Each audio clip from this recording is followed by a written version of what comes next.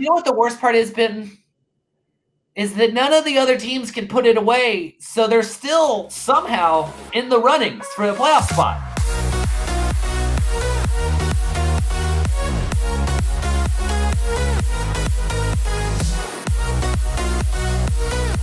Welcome to the Vamos Morados podcast on the State of Louisville Podcast Network, your source for everything racing in Louisville City.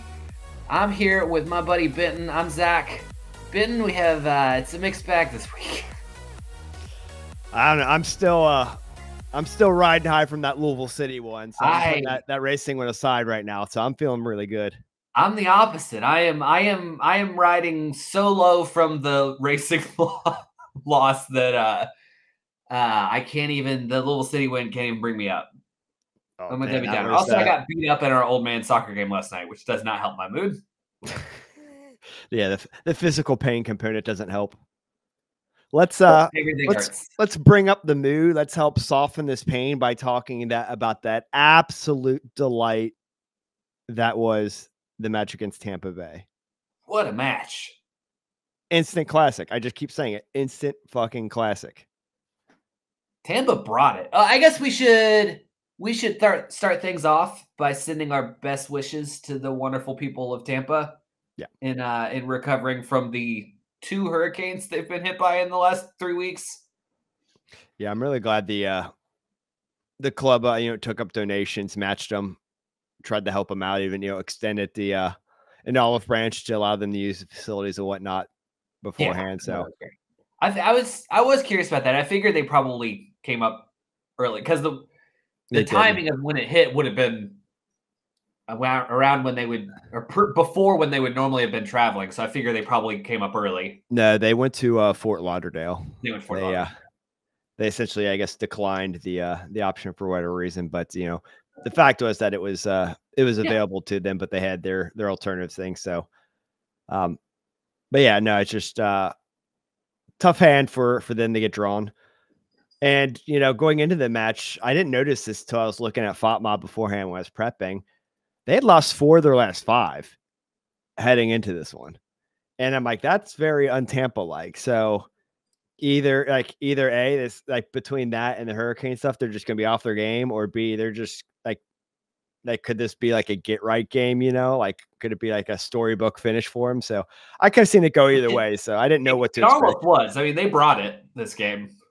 No, they were good. And what the first half of the match I would really describe is like, this was like a real like soccer person's like that first half, right? Like if you're casual and you saw the first half, like you probably say it was just fine, like whatnot. But when you like, I don't know, like when you're like us and you've watched a lot of the game, I just thought it was like super high IQ soccer.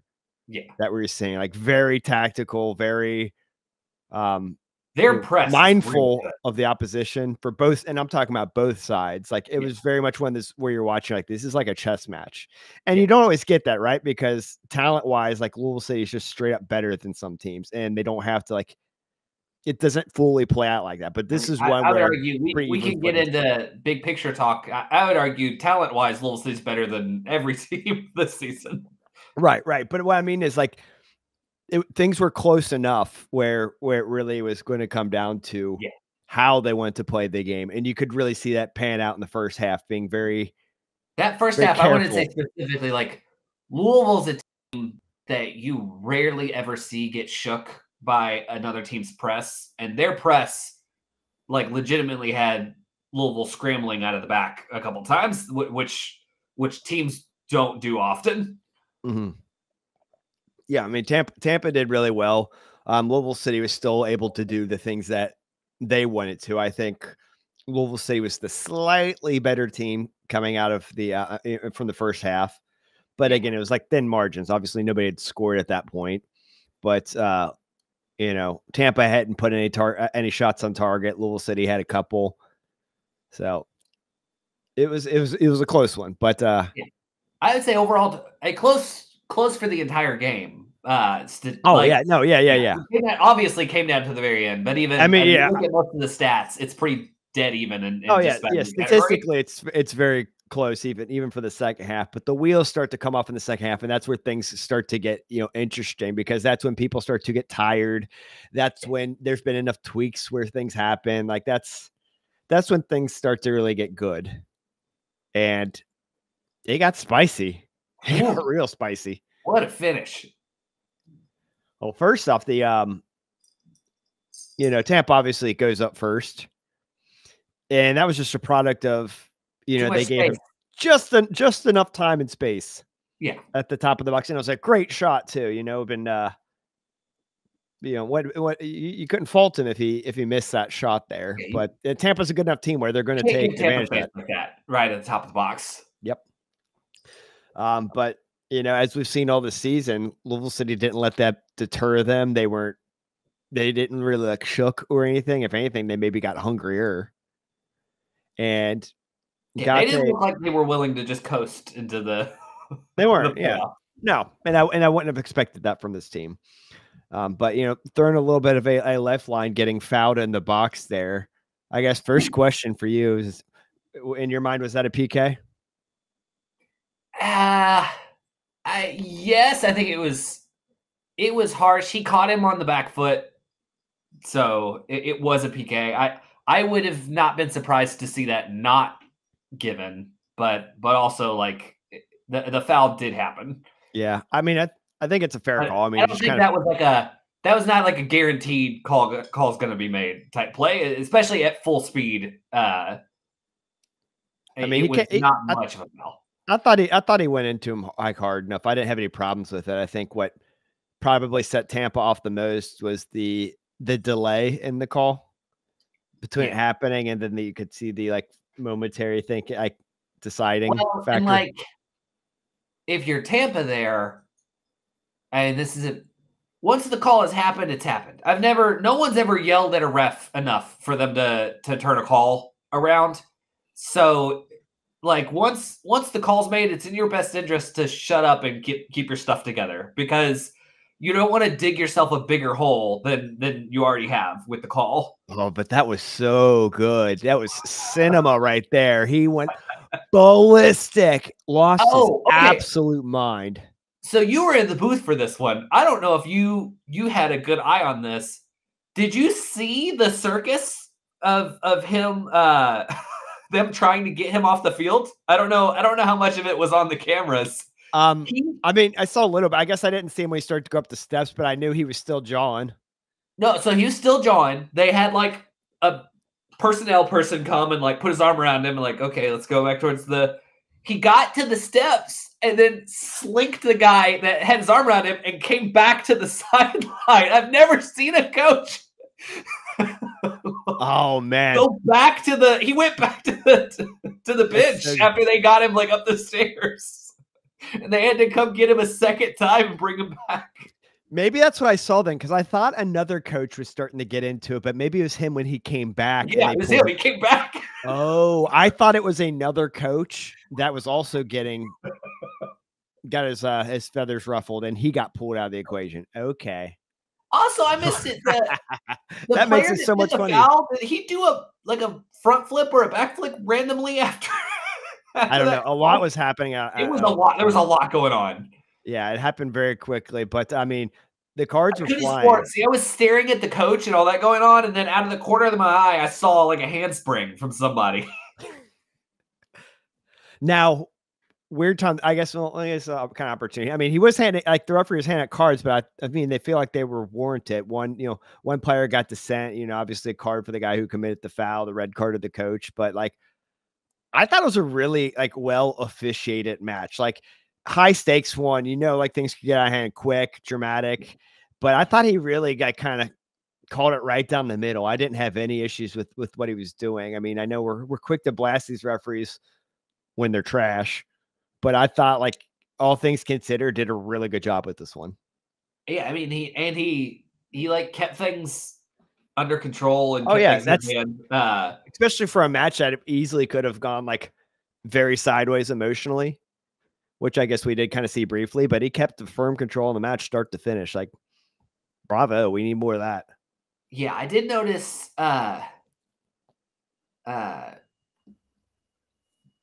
him and Goodrum got into it like after he checked in, which is a recurring thing I've noticed. Well, yeah, Goodrum's like flopping around everywhere and wasn't getting those calls, which he throws a lot of elbows too. It was the same thing that he got. It like got the second yellow for a couple of games ago. Yeah, it's he wasn't getting his calls, and I have a hard time arguing in his defense, but otherwise, I mean, again, I thought, yeah, I think he called this is a good example of officiating in the USL. But not to glaze over it, Sean Tosh buries yet another penalty. Had to be one of the easier ones he's made, just like with the whole entire Tampa team just being like rattled and just all the shenanigans from moments earlier. Well, I mean, and that all of that kind of works to ice the kicker too. It's kind of hard in that situation to stay focused when it takes that long to get exactly.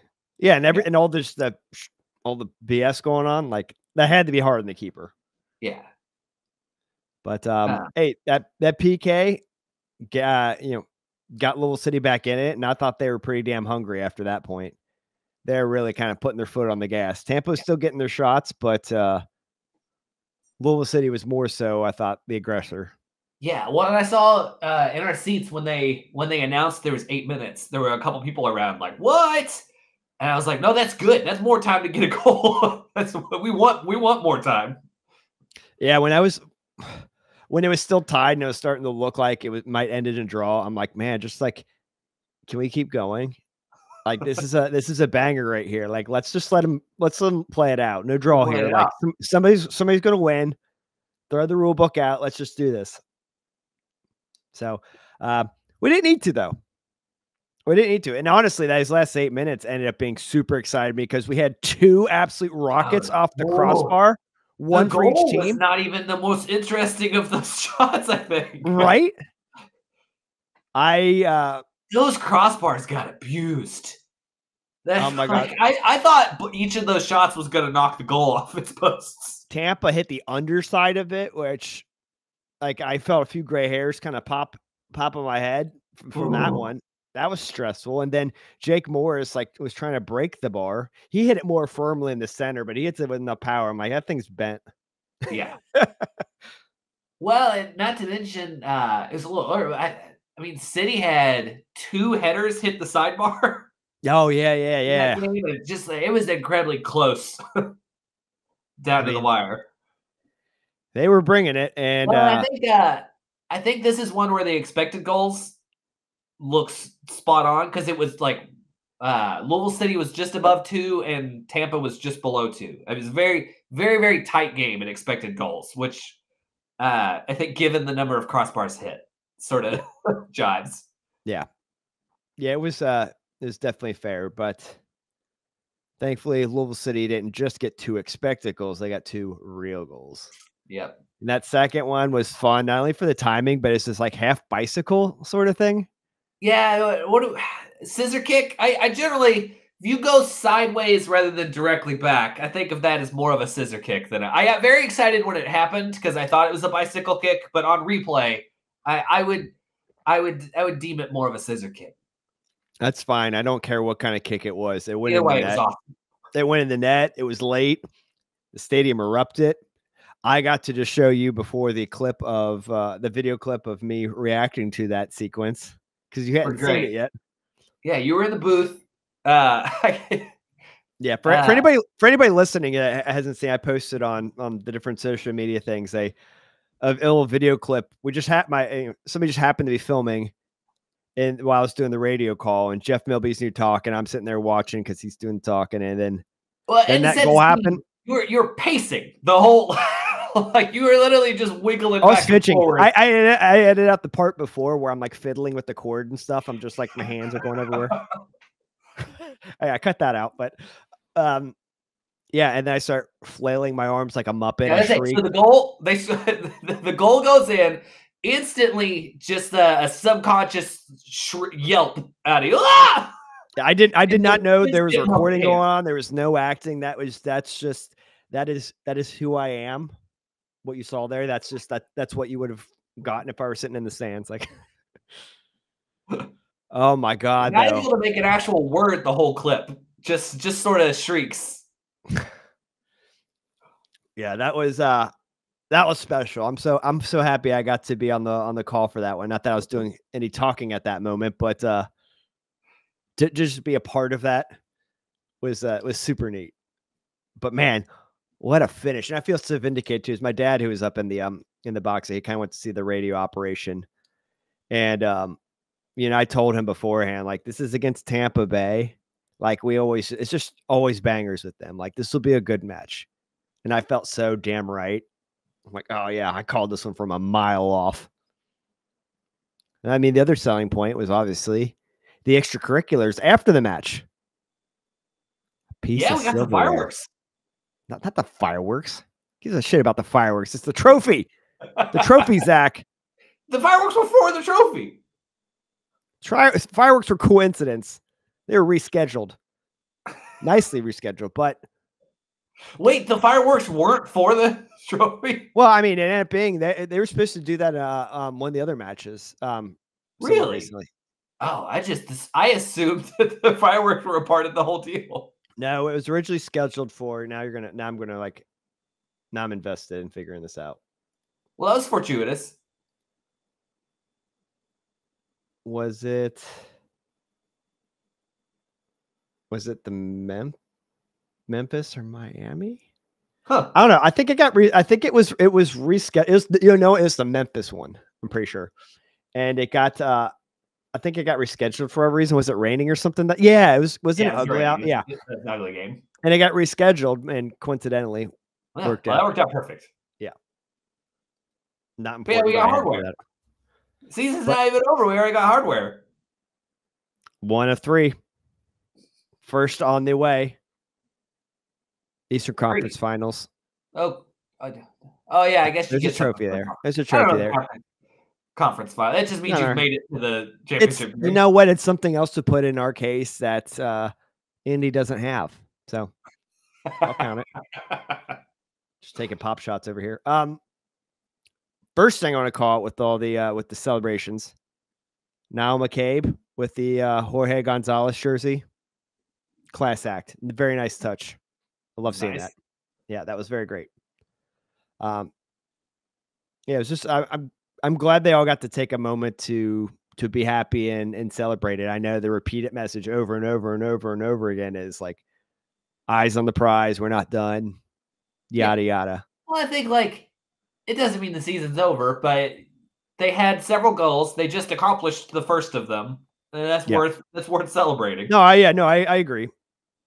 I agree, but every time it was brought up in a media context, it was always downplayed, which I get. But I'm also glad that it's the right move to downplay it. But I think it is important. Not arguing it, but I'm glad that they. I think it says something that they've got 2 championships, but have not done this one yet. Yeah, that's what makes it cool. Speaks to how hard this one is to accomplish. I didn't know when or if. I know we're in America and people only care about playoffs, but I do think this is important. It is honestly probably the better barometer of who the best team is, but in American sports, the playoffs will always reign supreme. And I'm not arguing against that. We like things when there's more luck involved. Yeah. The playoffs are, I mean, winning through the playoffs, lifting the USL Cup, like that is the ultimate prize. I'm not questioning that. But in terms of who is the best team, the Shield winner is probably the better answer for that. I would say the playoff championship is the more prestigious prize, but this is the harder to win of the 2. That's a good way of putting it. So, yeah.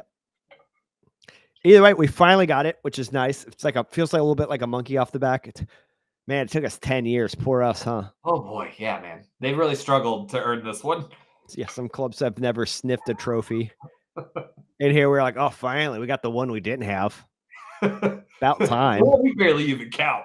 Ugh, yeah. Ugh, go throw that in with the others. But it was a cool moment. It was a lot of fun. It was a great game, great day. It ranks pretty highly up there for me in terms of regular season matches. And when I think back, there's a lot of good matches that you could put in there. So I might have to maybe sometime in the offseason I have to go like rank like top 5 or top 10 regular season matches. I was gonna say, do you have a top matches? I don't have any sort of formal list. Like, I mean, some that come to mind. The regular season finish in Sluggers special in my mind. This one we just had, the Sacramento one. Sporting Kansas City, what was it, in 2021, where Cameron Lancaster scored late. It was like 4-3. They were the breast cancer kits. Yep. You know what I'm talking about? That's a good one. I mean, that's just off the top of the dome. I'm sure there's other ones that I'm neglecting right now. What was the one last year that Oscar scored late? That's a good. Was it Oakland? Oakland Roots from last year. Yeah, I would need to dig through like the Slugger years and remind myself of a couple. Yeah, that's actually a really good idea. I want to do that sometime. But I mean, those are just the ones I came up with off the top of my head. The point I was trying to make is like, there's a reasonable argument for somebody to put this in their top 5. Yeah, it could be in there. Might not be in somebody's top 5. Maybe it's in their top 10. But like, the point is like, oh, it was a classic. This was a great one. 5-0 against Cincinnati has got to be near the top of the regular season list. Yeah, that one's almost for like different reasons, just like more like burying a rival. Trying to think of older games, and I think that might be up there for a favorite regular season game. Yeah. So I mean, again, like we have a nice healthy list that you could pick from in terms of like special, and again, regular season moments. When you add in like postseason, that's a whole different can of worms right there. You got a bunch of different ones. We need to do an off-season episode. That sounds like a fun episode idea. Man, we can each come up with like our top 5 and then run through them. That would be fun. The best 2-game stretch ever was beating Pittsburgh and then Tampa in the 2022 playoffs, because they were both just crazy games. We were down by 2 with like in the 80th minute against Pittsburgh. I'm like, oh shit, we're not going to make the Eastern Conference Finals finally. I feel like best playoff. Oh man, I mean, there's a lot of good playoff games. If we're including playoffs, that changes it. The Hope and No Goal in Indy. Yeah, that's up there. Oh, we're ruining. This is stuff we could do later. What we're really trying to do is not talk about racing Louisville. I got more Little City things. So to bring it back, so I don't want to go there yet. This is like an opportunity to reflect back on the season a little bit. Now that they've now set the record for wins, for the team record. I don't know if it's the league, but it's most wins in a season in team history. Their goal differential is completely insane right now. They are 84 goals for and 41 goals against, so they're plus 40. Very nice. So we're throwing playoffs. We're not. It's not playoff time right now. We're not even throwing playoffs out the window. Is this the best Louisville City season / team of the 10 years? Yeah. I think like pretty hands down. Midway through the season, we're already kind of like pitching that case. Like, yeah, now we're like, all right, yeah, it is for sure. This is the most talented roster the team has ever had. Yeah, I think the 2018 team, if I remember, was pretty dominant. So that one, that's the only one I could think where you could maybe. But I think for a team that's had as much success as they've had, it's actually really not even like that. They've sort of run away with being maybe the best team. Oh yeah, I mean, before for me it was the 22 team. I was trying to think of the year. Yeah, 22. I had already moved. I mean, you go back. I've already a couple months ago. I moved on and said, all right, this is the team. I didn't think we'd have that conversation so quickly. I thought it'd be a while, but here we are. I'm not mad about it. Not mad at all. What is the points record? 85 or no, I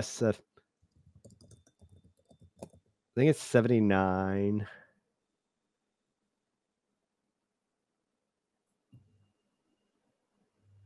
Something like that. It was the Phoenix 19 team, whatever that was. Yeah, they've got 72 right now. And that's a weird one because the league keeps changing the number of games in a season. So well, here's hard to compare years on that one. Here's one thing to keep in mind though with that Phoenix 19 team. They played a lot of 2 teams. And the league has only gotten a lot better since 2019. Even if they don't pass that marker, I still think there's a pretty reasonable case about being one of the best teams of all time in the league. Oh, for sure. So it'd be nice. Points is 78. Okay, I was close. No, they actually have a shot at that. Yeah. They got. And honestly, I would expect. Honestly, I'd expect it. We have 2 games: San Antonio, then Phoenix. Yeah. Away to San Antonio. Didn't have a lot of fun that last time we were there, huh? No. Yeah, so they have the opportunity. They're actually currently in 3rd. So 72 is the 3rd most points in the season. Goals scored, I think, was 89. Is there goal We're difference? 81. Is the team?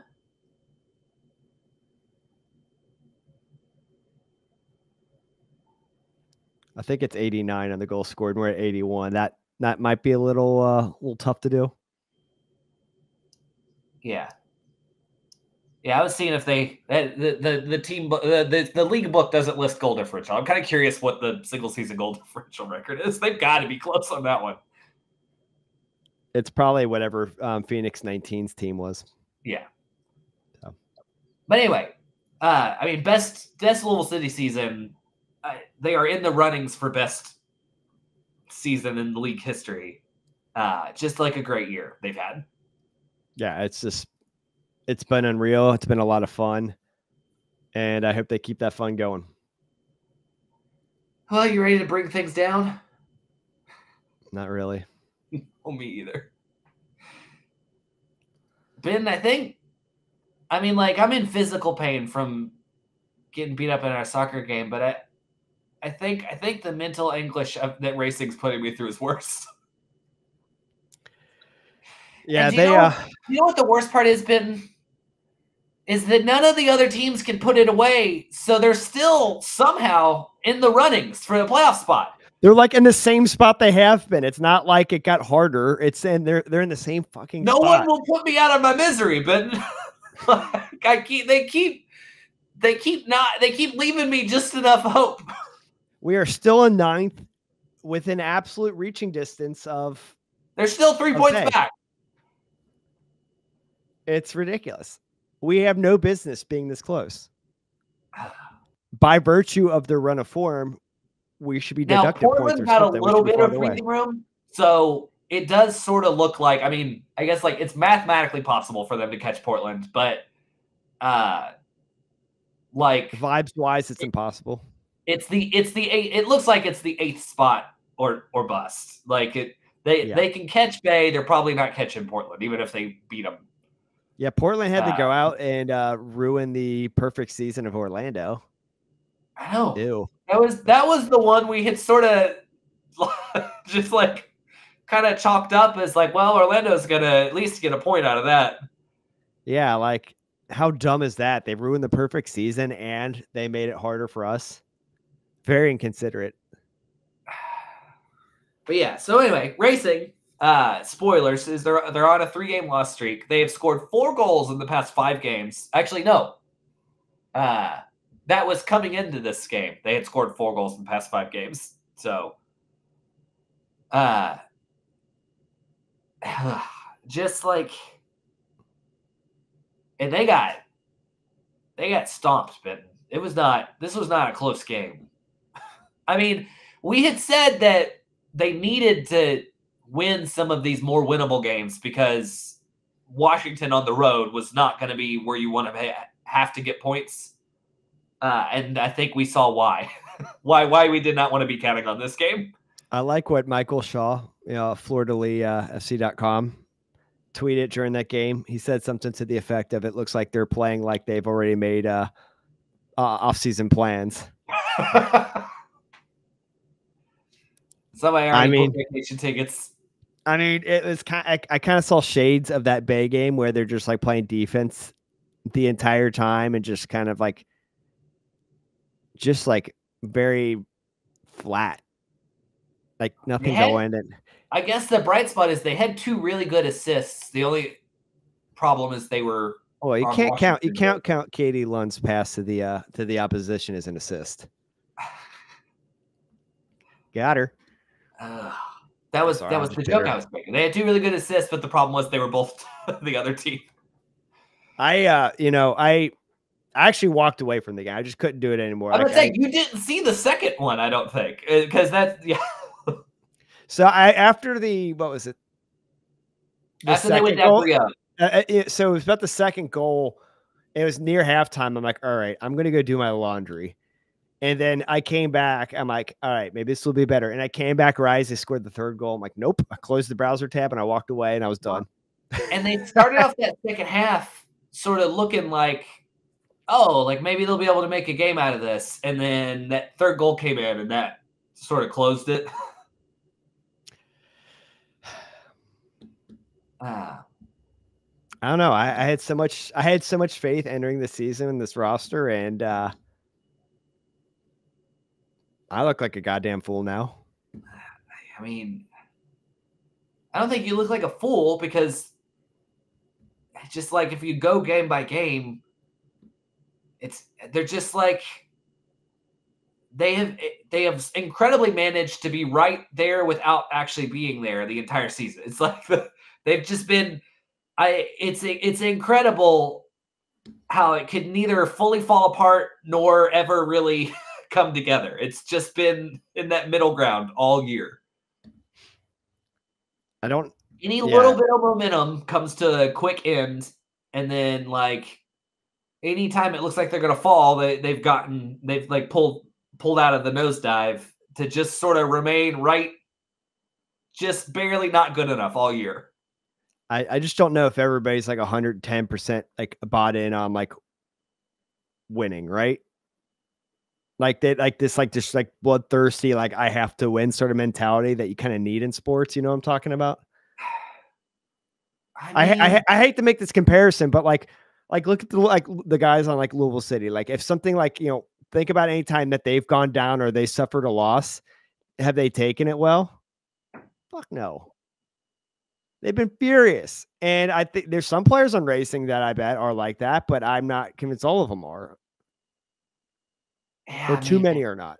Like I don't know. That's the part I'm questioning. And again, it doesn't even make me angry. It just makes me sad. It's just I know it's just been a depressing season. I know it's almost like they like checked out a few games back and wrote themselves off of the they were right in it. They got back into playoff position and then gave up 3 in a row. Yeah.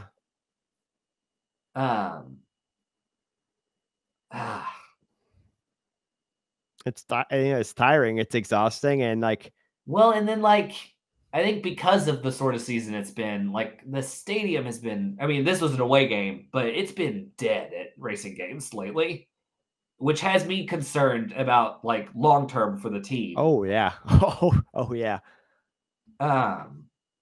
They just like, they need some life in them we're all these years in and it still feels like it hasn't fully started yet. That's a good way of putting it. Like, that's kind of like, I hit my breaking point. It's like, it's not about just this one season. It's this accumulation here. It's like, they've gone nowhere quickly.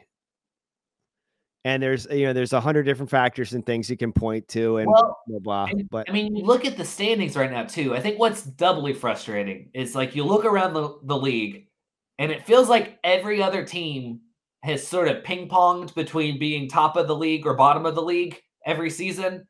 And they're just, they're the only team that's been right there in the lower half of the middle the whole time. Like, Orlando was terrible. Now they're great. Kansas City was terrible. And then they were great.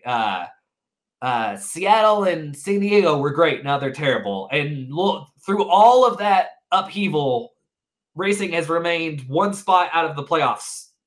Or they've been ninth. Have they been ninth every year? I think. Yep. They've been ninth It's every just year. like it's incredible to have for as much as the league changes from season to season and no one remains good or remains bad, to just have been right there every time. It's like I'll take a worse than this season in exchange for a top 4 season.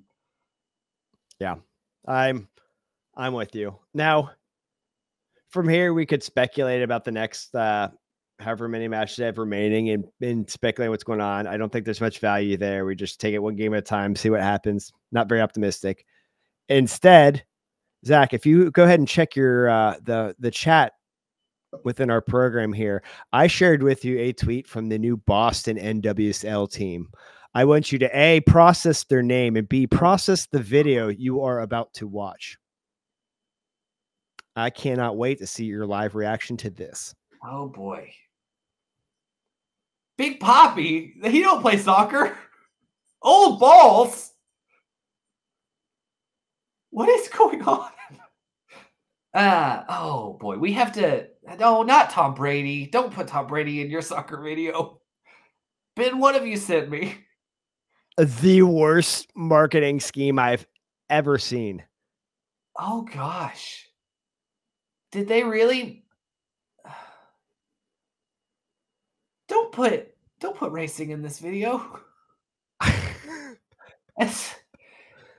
Oh gosh, no. This is fake. Their slogan is not too many balls in Boston.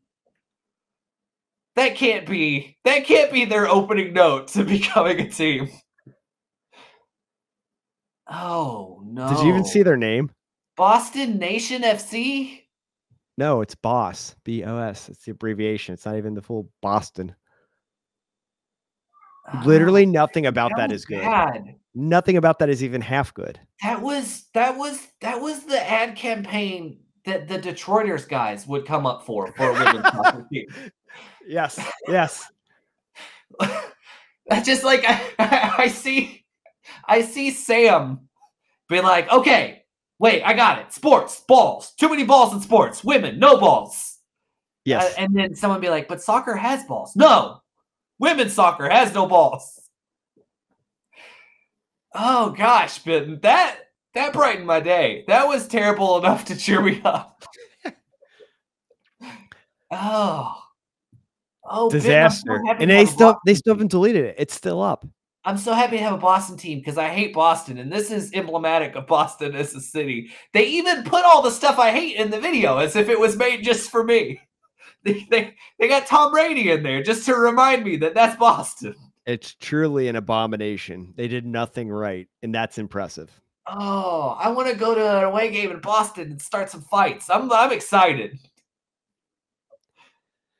So they should play in Fenway. It would be terrible. I love it. Worst branding for like anything, not even sports, just like anything. Oh gosh, I feel so much better.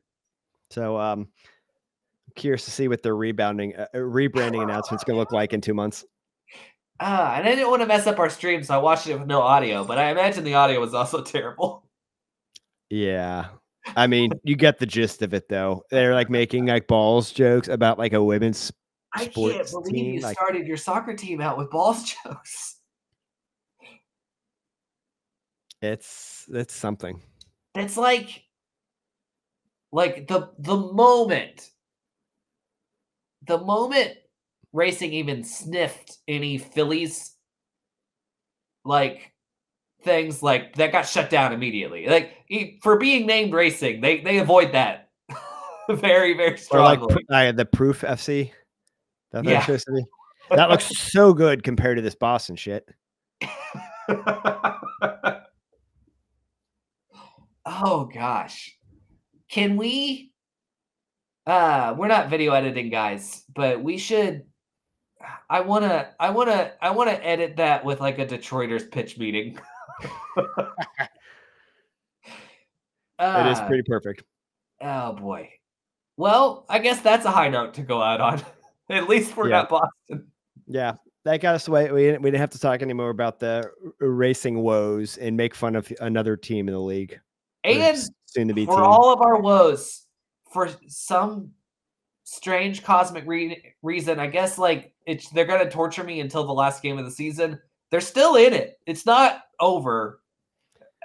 Somehow. They don't deserve it. Like, no, I mean, they don't. But does Bay deserve it? No one deserves it. It seems like no one wants that playoff spot.